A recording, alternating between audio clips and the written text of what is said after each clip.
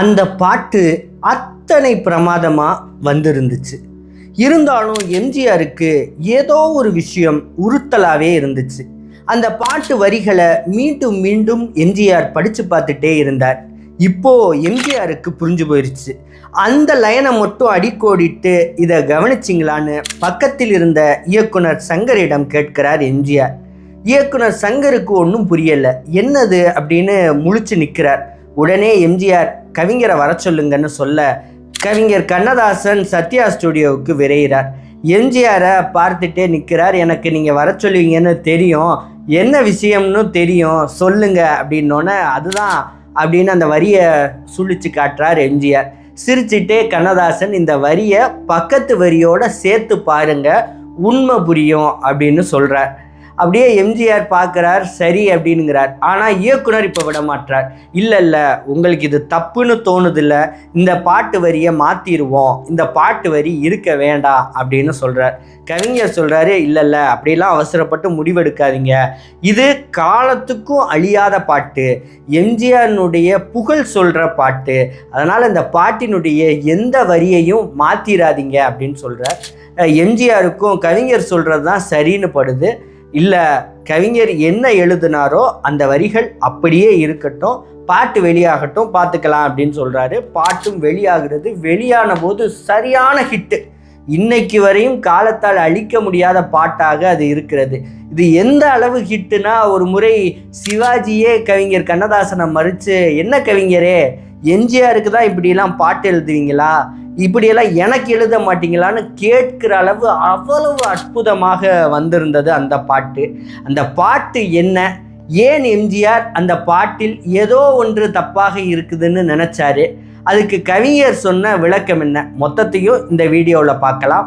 பணத்தோட்டம் எம்ஜிஆர் வாழ்க்கையில் ரொம்ப முக்கியமான படம். இயக்குனர் கே சங்கர் தான் அந்த படத்தை இயக்குறாரு. படத்தும் அவ்வளவு சிறப்பாக வந்திருக்கு. குறிப்பாக அந்த படத்தில் இருக்கிற ஒவ்வொரு பாட்டுகளும் முத்து முத்தான பாட்டுகள். அந்த முத்துக்களுக்கெல்லாம் மகிடம் வச்சது மாதிரி ஒரு பாட்டை சொல்லணும் அப்படின்னா பேசுவது கிளியா அப்படிங்கிற பாட்டை தான் சொல்லணும். ஏன்னா கண்ணதாசனுடைய வரிகள் அத்தனை சிறப்பாக இருக்கும். பேசுவது கிளியா, ஒரு காதல் பாட்டை எழுத சொல்லுகிறார் இயக்குனர். இந்த பாட்டை எழுதி கொடுக்குறார். அப்போ இயக்குனர் சிரிச்சுட்டே கேட்குறாரு, ஏங்க ஒரு காதல் பாட்டை எழுத சொன்னால் கூட அதில் கூட அரசியல் தான் எழுதுவீங்களா அப்படின்னு கேட்குறாரு. ஏன் உங்களுக்கு பாட்டு பிடிக்கலையான்னு கேட்குறார் கவிஞர். பாட்டெல்லாம் ரொம்ப நல்லா இருக்குது, ஆனால் அதில் கூட அரசியல் எழுதுறீங்களேன்னு கேட்டேன் அப்படின்னு சொல்கிறாரு. இல்லை, இதை வெறும் அரசியல்னு நினைக்காதீங்க, இந்த பாட்டில் எம்ஜிஆரினுடைய குணங்களை எழுதிட்டு வர்றேன், நீங்கள் பாட்டை நல்லா கவனிங்க. பாடுவது கவியா இல்லை பாரிவள்ளல் மகனான்னு கேட்டிருக்கேன். எம்ஜிஆரினுடைய கொடை அப்படிங்கிறது எல்லாத்துக்கும் தெரியும். இந்த கொடை பண்பை நான் பாட்டில் சொல்லணும்னு நினச்சேன். இதுக்கு எத்தனையோ வரிகள் இருக்குது. ஆனால் எம்ஜிஆர் யாருடைய மகனாக இருப்பார் அப்படின்னா பாரிவள்ளலினுடைய மகனாக இருப்பார். ஏன்னா அந்த பாரி தான் முல்லை வருந்துதேன்னு சொல்லி தன் தேரையே முல்லைக்காக விட்டுட்டு போனவன். அப்படிப்பட்ட கொடை பண்பு எம்ஜிஆருக்கும் இருக்குது. அதை சொல்ல தான் நான் இந்த பாரிவள்ளல் மகனா அப்படின்னு எழுதுனேன்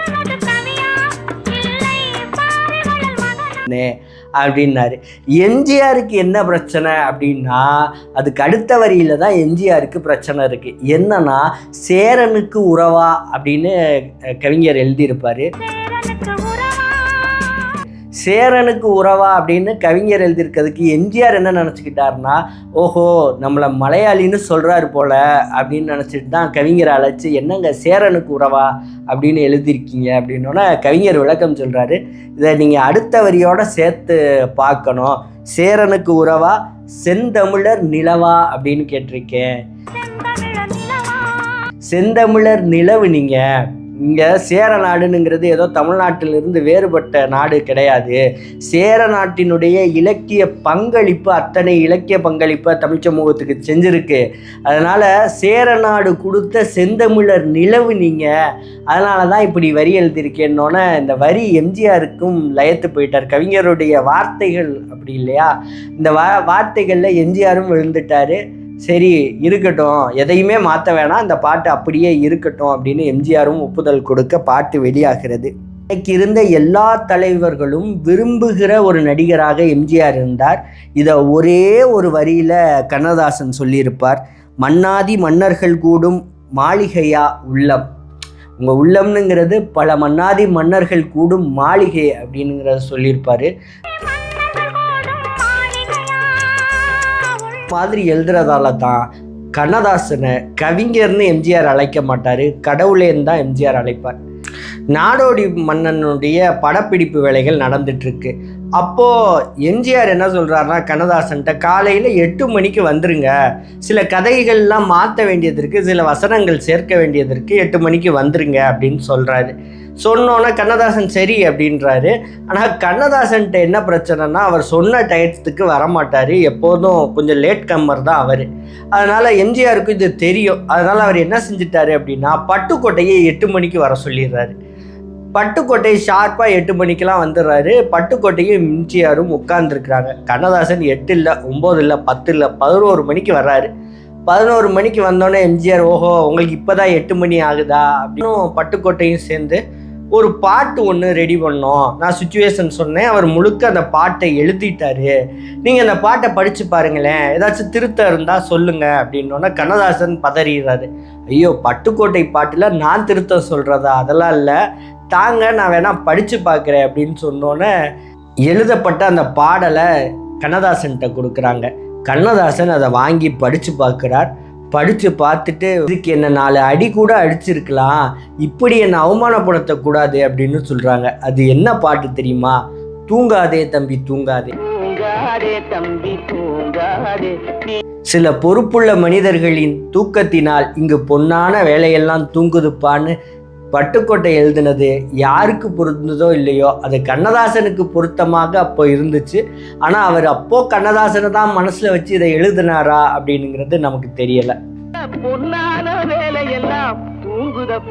கண்ணதாசன் அடுத்தடுத்த அரசியலில் எதிர்முகாமில் நின்றாலும் எப்போதும் எம்ஜிஆரின் அன்புக்குரியவர் கண்ணதாசன். மீது கடுமையான விமர்சனங்களை கண்ணதாசன் முன் வச்சிருக்காரு. இருந்தாலும் கவிஞர் மீது எப்போதும் மாறாத அன்பு கொண்டவர் எம்ஜிஆர். இதுக்கு ஒரு உதாரணம் சொல்லணும்னா, எம்ஜிஆர் முதல்வராகிறார். முதல்வரானோன்னா திடீர்னு வாலியை ஃபோன் பண்ணி அழைக்கிறார் எம்ஜிஆர். மதுரையில் ஒரு கல்யாணம், நாம் போகிறோம், நீங்கள் என் கூட வண்டியில் வரணும் அப்படின்னு சொல்கிறாரு. இல்லை நான் எதுக்கு அப்படின்னு வாலி கேட்கும் போது, இல்லை நீங்கள் வரணும் அப்படின்னு வாலியே எம்ஜிஆர் தன்னுடைய காரில் ஏற்றிட்டு மதுரை புறப்படுகிறார். மதுரைக்கு போகிறார். போகிறப்போ வாலிகிட்ட பல விஷயங்கள், பழைய ஞாபகங்களை எல்லாம் பேசிகிட்டே போகிறார். அப்போது வாலியிடம் எம்ஜிஆர் சொல்கிறார், நான் ஒரு முடிவு எடுத்திருக்கேன், ஆனால் நீங்கள் தப்பாக நினைக்கக்கூடாது அப்படின்னு சொல்கிறார். என்னங்க, என்ன பீடிகை போடுறீங்களே, என்ன விஷயம் அப்படின்னு கேட்டோன்னே எம்ஜிஆர் பதில் சொல்லியிருக்கார், கண்ணதாசன் அவர்களை நான் அரசவை கவிஞராக்கணும்னு முடிவு பண்ணியிருக்கேன், உங்களுக்கு எந்த ஆட்சேபனையும் இல்லையே அப்படின்னு வாலிகிட்ட கேட்டிருக்கார். வாலி, ஏங்க இதை என்கிட்ட கேட்குறீங்க, அவர் என்னோட சீனியரு, அவனுடைய தமிழ் புலமை எண்ணி எண்ணி புகழத்தக்கது, பாராட்டத்தக்கது, அவரை நீங்கள் அரசவை கவிஞர் ஆக்குறீங்கன்னா அது அரசவைக்கு புகழ், அது சட்டமன்றத்துக்கு புகழ், உங்கள் ஆட்சிக்கு புகழ், இதில் நான் சொல்ல என்ன இருக்குது? நான் இருந்தாலும் நான் ஒரே ஒரு விஷயத்தை மட்டும் சொல்கிறேன், அதை மட்டும் செய்யுங்க அப்படின்னு வாலி சொன்னார். என்ன அப்படின்னு எம்ஜிஆர் கேட்குறப்போ, கண்ணதாசன் இருக்கிற வரை அவர்தான் அரசவை கவிஞர்னு மட்டும் அறிவிங்க அப்படின்னு வாலி சொன்னப்போ எம்ஜிஆர் ஓடி வாலியை கட்டி பிடித்துக்கிறார்.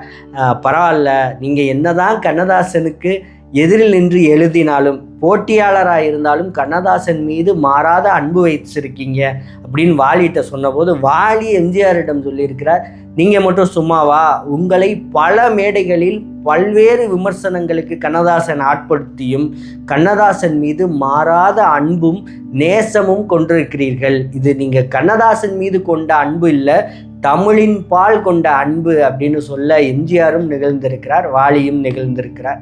இது மாதிரியான சுவையான ரெட்ரோ செய்திகளுக்கு எங்களுடைய சேனலை சப்ஸ்கிரைப் பண்ணுங்கள். நன்றி.